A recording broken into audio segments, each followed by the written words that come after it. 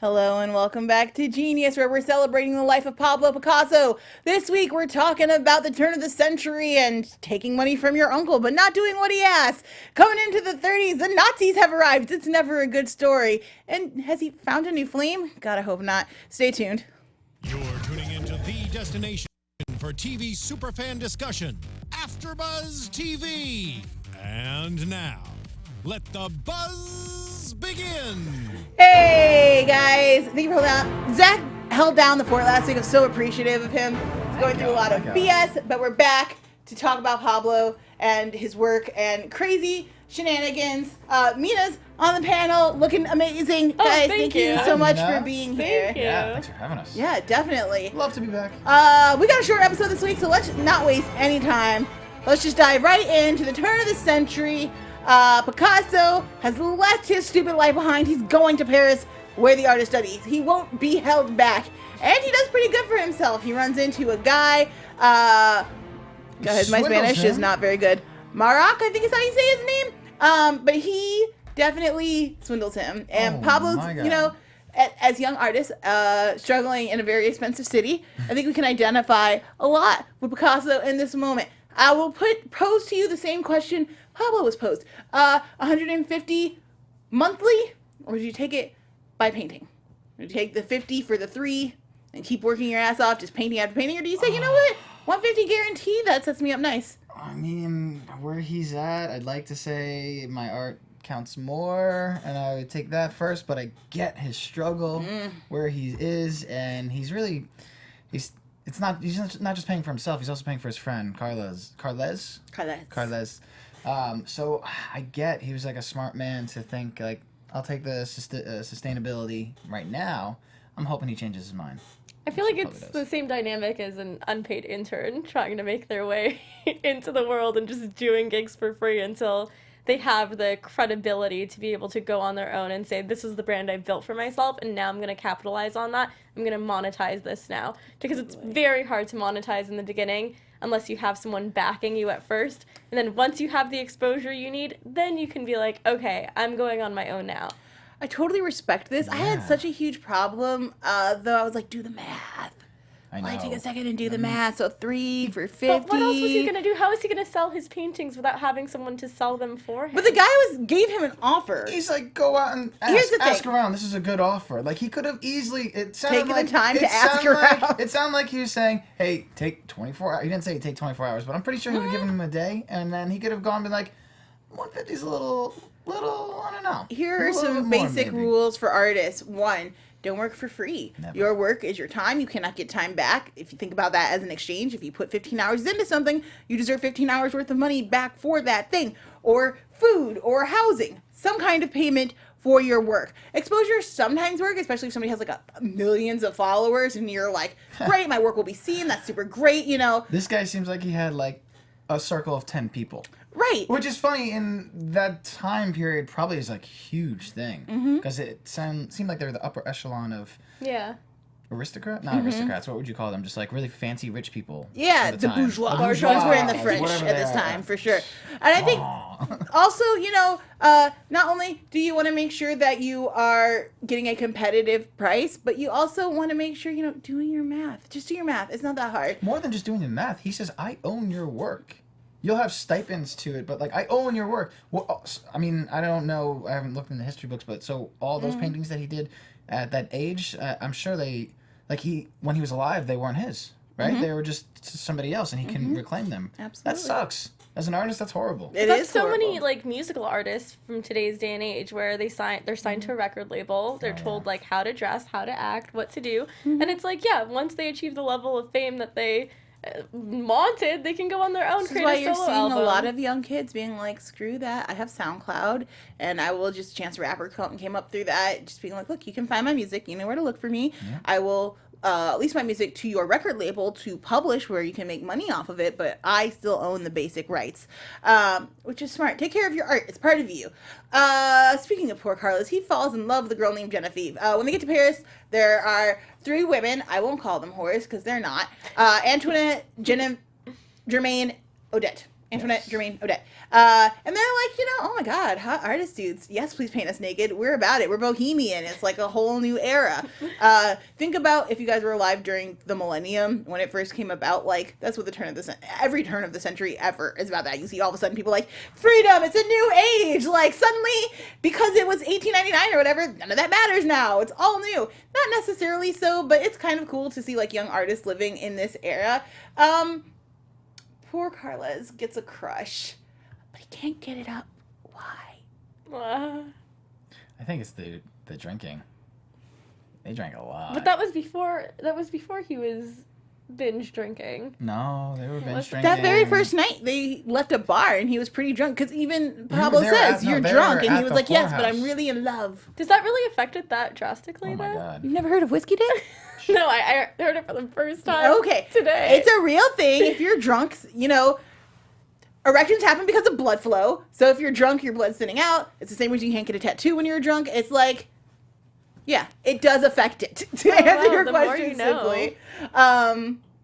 Perhaps. I also think it could have been something psychological, though. I think there's some psychological things going on with it. I think the more he watches Picasso excel in his painting, and because he initially came in kind of criticizing Picasso when he was in the whorehouse drawing. He's like, "Oh, you're just another one of those." I forgot he another famous artist. He was like, "Oh, you're just copying all of his work." Yeah. And like to see, like he probably was better than Picasso, but Picasso just has this like huge, just like learning curve arc that.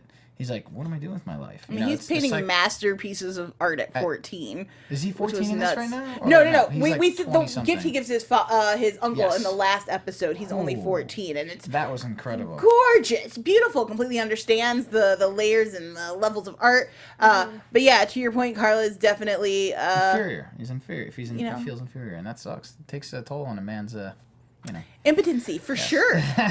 He could be rendered impotent. I hope it's not such because a young age. Yeah, he's young, he's handsome, but also it could just be like a science genetic thing. Like sometimes things just happen. Whatever the reason, poor Carlos is not doing well. He starts floundering. At the same time, we have Picasso, who's has a rising star, as Zach just mentioned, but he's not liking the fact that he is actually doing what Carlos accused him of in the beginning, which is just faking other people's work. He's Mostly copying, Renoir, who is the most successful painter at the time. But his art was still good. How did you guys feel about that scene? We talked a lot about the special effects last season. We got to see his painting, which I think it's called like A Night on the Town or something like that. And I've seen that before. It's gorgeous. It's beautiful. And it threw me off because I was like, here he is, he's painting, da-da-da-da. And I was like, wait a second. Is he like really in this party right now painting? Like, is he doing that? And I was like, no, they're doing some cool effects right now. I liked it. Did you like it? Oh, I loved it. Yeah? Yeah, I loved how it went from like people reenacting it to the actual painting. It makes perfect sense too when you think about it. Like you always wonder, like in the psyche of an artist, and like specifically painters, I would say, like how is it they. Most of the time they're not there, like they're envisioning this thing, but like he's seeing this party in his head again, and like he's closing his eyes, and it's just like so vivid, and I like it. It's cool. It was cool. No photographs. Has to do it from memory. Seriously, You yeah. feel like the whole room is spinning and slightly off of its axis, which is, if you've been to a rousing party where lots of people are dancing and turning in circles, it gives you the feeling of being there. But he's not happy doing it, and the final straw is when he meets this lady who is, like, elite, and she's like, can you paint me in the style of Renoir and make me beautiful? And he's like, F you, lady, I don't have enough talent for that. I'm out. He kind of takes a risk. He goes back to his uncle. And I wanted to ask you guys, do you think this is his smartest move? I kind of was hoping he would go back to, like, the mountains and try for that one epic moment, again, where he felt like he was creating something that had never been seen before. I don't think going back to the mountains would have worked because he was so against wanting to paint cows and scenery work. Yeah, both literally and in terms of the lady. True. Yeah. Just doesn't like cows. Yeah. I forgot what I was going. I'm sorry. No, it's okay. Sorry. It was funny. You made a funny joke. I don't think Mountains are back to the I don't think he mountains. would have thrived in the mountains. Going back to his uncle. Where's his father at this point? It kind of made it seem like his father has passed, right? Potentially. I know that there's some distance there. I think his son's success has clearly had a negative effect on him when he says, oh, I sold this beautiful painting and it's going to get me to Paris. And he's like, yeah, I guess just take this money. I think he thought he was going to be like a great art instructor, like he was, like sort of take after your old man, but be better. I don't think he envisioned how much better his son would be. Right. But he went back to his uncle, which I'm like... Yeah. I feel like most of it was to get Carla's more healthy and out of Paris, just trying to bring up his spirits. He's being a good friend. Yeah, get you some home, like, cooking and, like, atmosphere and everything. Yeah, you mentioned the uncle's house is freaking gorgeous. Oh, my God, yeah, that little... Is it called an atrium? I have the atriums usually have, like, a dome and there's, like, lots of plants inside. I think sometimes atriums are, like, in between, like, in the center of your house and it's just an opening on top. So it looked like it was like they were in a Guardian. A Pat... I can't even speak. I can't say it either. Patterned garden. Something along those lines, yeah. And then the camera pulls out, and it's this, like, cool triangle. It was beautiful. It was really beautiful. And Carla's spirit seems lifted. Like, they go back and see the Matadors, which we saw him do in Pablo do with his father in episode 1. He's having a good time, and then he's like, yeah, I'm going to go back and visit my parents. And I was like, Picasso, like, look at your friend lying to you before we even leave this scene. And I don't want to put emphasis on the fact that, like, maybe he should have asked more or been more aware.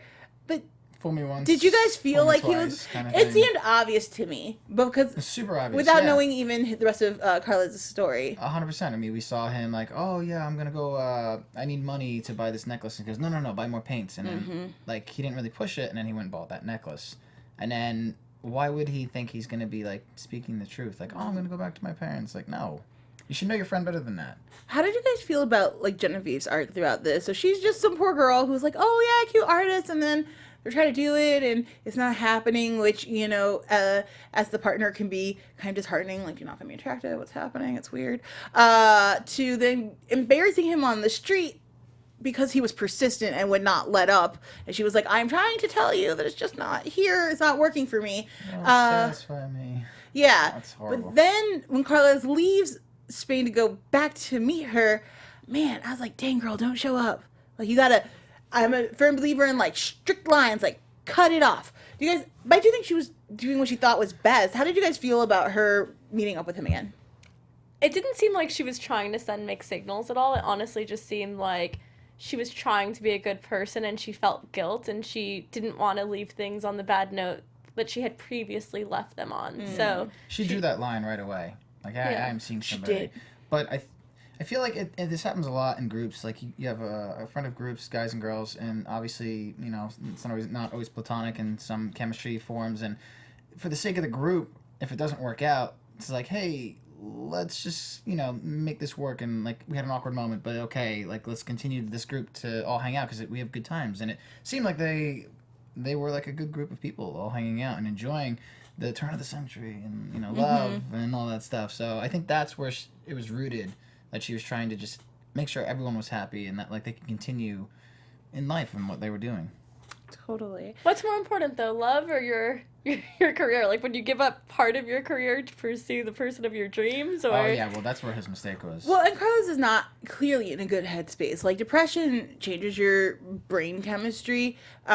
We saw him go into the opium dens, and then, of course, when love turns to obsession, you get violence, and we see that he tries to kill Jermaine. I don't know. Sorry, I keep calling her Genevieve. Jermaine, and then turns the gun on himself and kills himself, which is sad and tragic, and obviously has a very lasting impact on Picasso, who decides at this point, okay, I'll pick up my paintbrush again. Do we have the image of the suicide of Carles? Yes, this is it. So this is the painting he was working on. We never kind of see the full thing.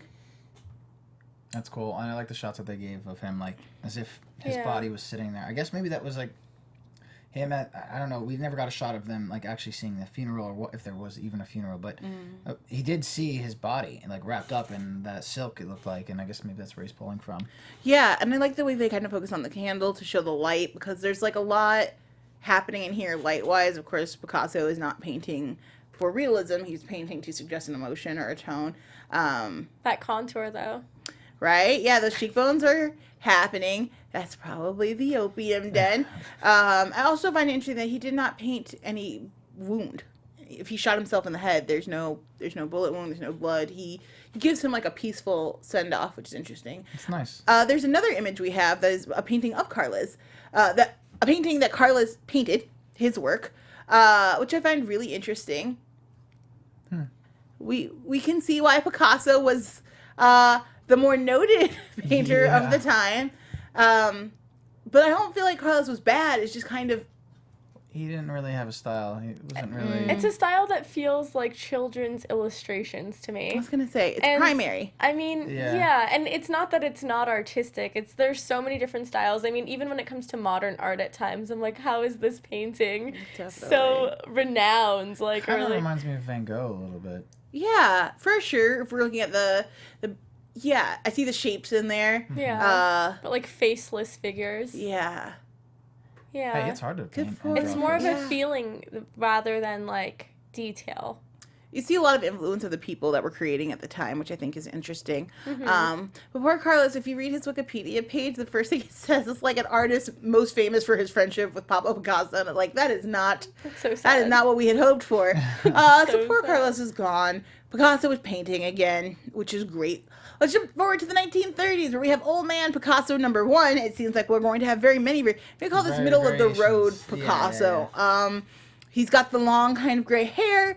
It's sort of Hitler-y, which was like the fashion at the time. I thought he was going to have like, you could almost see there's like the little shadow here coming and going. Again, Hitler was trying to be fashionable. This is what people were into at the time. I just thought it was very interesting. And the Nazis have arrived. There was a very beautiful scene. It was a beautiful shot of the car, and the two flags were on the side, and it was just like, it was so ominous in a way. It was very dark, and it was just the car pulling up and the camera kind of up here, looking at the car driving towards. It definitely had that feeling of like impending doom. Yes, that part. I was going to say the Imperial March, which also has a feeling of impending doom. Star Wars. That's where they got it from. He is bouncing between Dora and Maria Therese. It's getting messy. The girls are having fist fights in the lobby. Poor Sabres is trying to keep everybody calm and quiet. And like, ladies, can you just come back? He's with the other woman right now. You both know what this is. Know what's going on. I'm surprised they both still kiss him. I am not. Really? Okay, so here's a question. What is the show telling us about geniuses? Because that's what we talked about last time. Lots of extramarital affairs this happening around. This is very graphic, much more so than the last season. Lots of sex going on. This might be an Antonio Banderas versus a Jeffrey Rush thing, too. Jeffrey's not doing that many sex scenes. That's true. I'm okay. Whereas Antonio has been doing sex scenes since the beginning of his career. He's like, whatever, take it off. Who cares? Let's just go Dora versus Maria, because he mentions at the end how he loves both of them. And he mentions why. He's like, Maria is soft, and she does whatever I say, and that's really nice. Mina made the point that is not love. Yeah, that's definitely comfort and safety. And, I mean, you can feel like warm and comfortable with someone, but that's not necessarily love. That's feeling safe. But with the other lady, with Dora, he like legitimately respects her, but I don't think it's love either.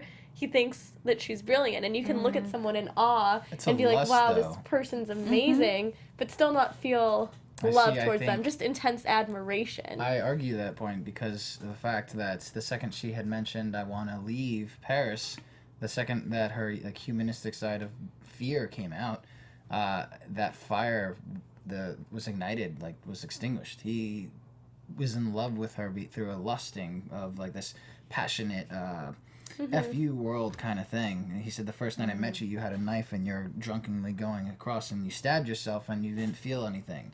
And now she's a different person because she's afraid of Nazis. I mean, like, who wouldn't be? But, it's a lot of like what we were seeing last season with Einstein, in that when you make me feel good about myself, I'm very intrigued by you. Suddenly you're so interesting and you're this really great human. But when I need to take care of you, when it's my turn to support the other half of this relationship, suddenly my interests wane and you're not there for me, and what are you even doing with your life, and I'm bored. It's very selfish. He wants someone who's a muse.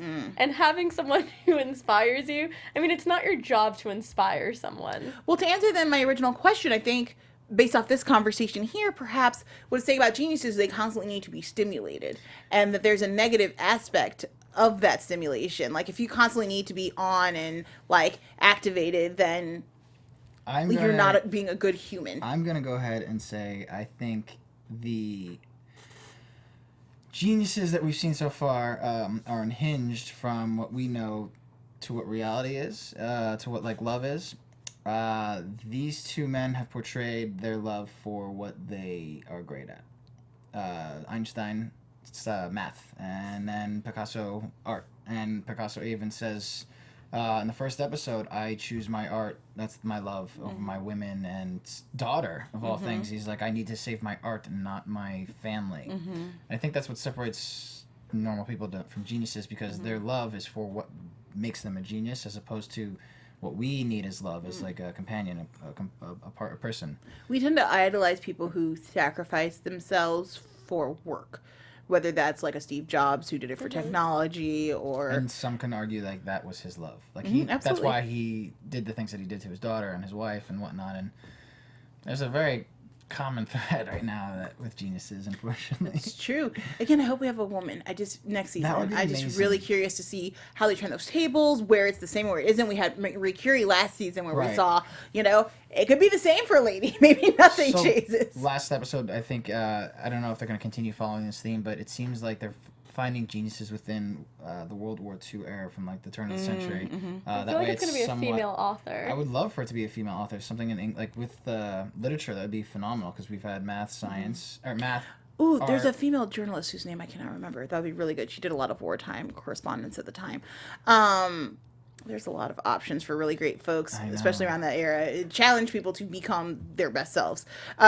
Picasso's not running away from Nazis, but he's like really actually stood up to Nazis when they he had came a in. They were like, great monologue. started naming off Jewish people, friends of his, and they're like, are they hiding here? Are they hiding here? And he's like, look, son, your captain loves me.